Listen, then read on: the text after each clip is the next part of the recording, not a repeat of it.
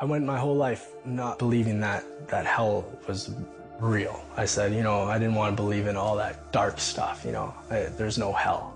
That's what I thought. But there is a hell. Jordan Samuel believes there's a hell because he believes he's been there.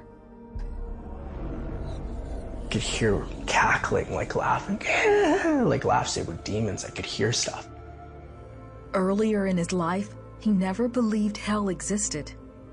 If I live my life and do the best I can do, like karma-wise, what goes around comes around, I'll just be the best man that I can be.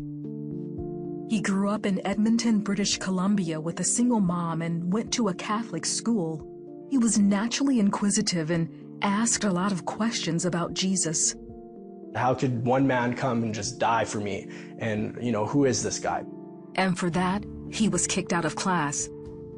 But my third time getting kicked out of class, I remember saying, you know what? I never want to know this Jesus guy. Whoever he is, he just gets me in trouble and I just get kicked out of class and no one wants to give me answers about him and this is how people treat me. I don't want to know. His mom married, and for the next 15 years, Jordan says his family life was great. Then his mom and stepdad divorced. Jordan was devastated. The only way he knew how to deal with the pain was to rebel. So whether that was drinking and driving with buddies and underage driving, stealing cars, and, getting stereos and having the thrill of, almost someone catching me, but not quite.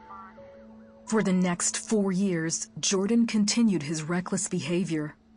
But he wanted to turn his life around, so he stopped selling drugs and started working for an oil rig company.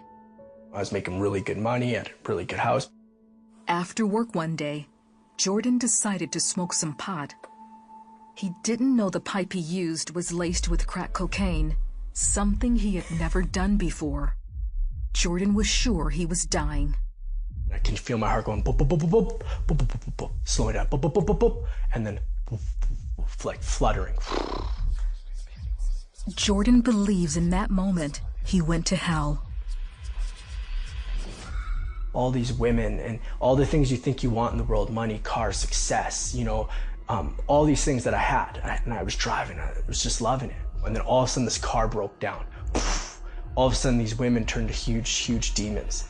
And it earthquaked. And I look behind me and I can hear screaming, it's all red and black. Turn around, get out of here.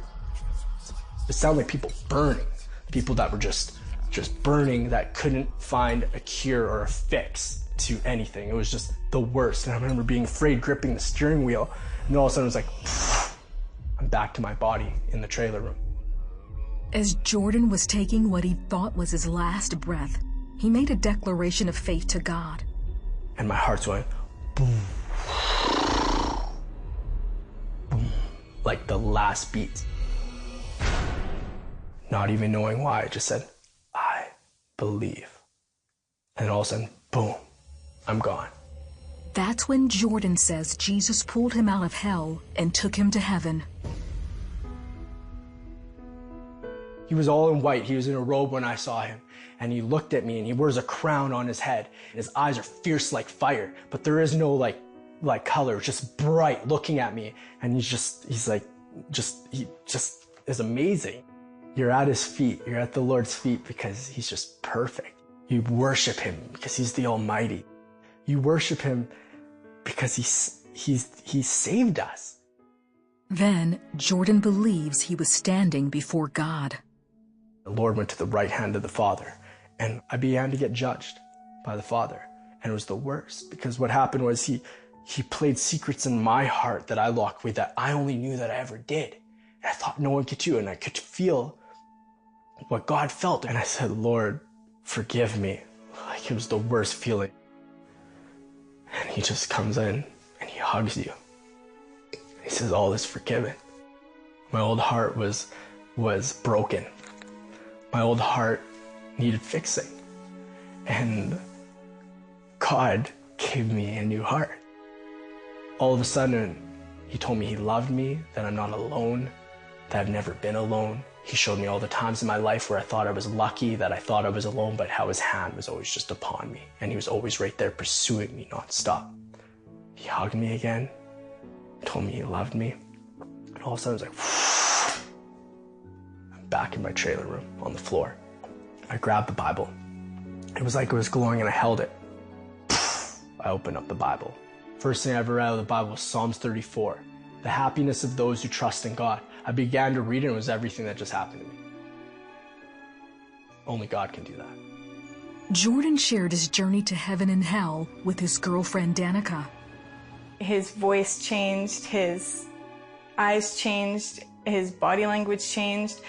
Everything about him was new. It was different. So there was no doubting that he had had the experience that he did. My mouth, my words, swearing, everything was like cleansed. I was delivered from any addiction I had. Today, Jordan and Danica are married with 2 children. They're missionaries preaching the gospel around the world. They're letting everyone know Jesus is real and that he can change the most hardened heart with his love. God loves the broken and loves the lost, and he doesn't give up on them. He loves them with all his heart. He leaves the flock to find the one, and he did.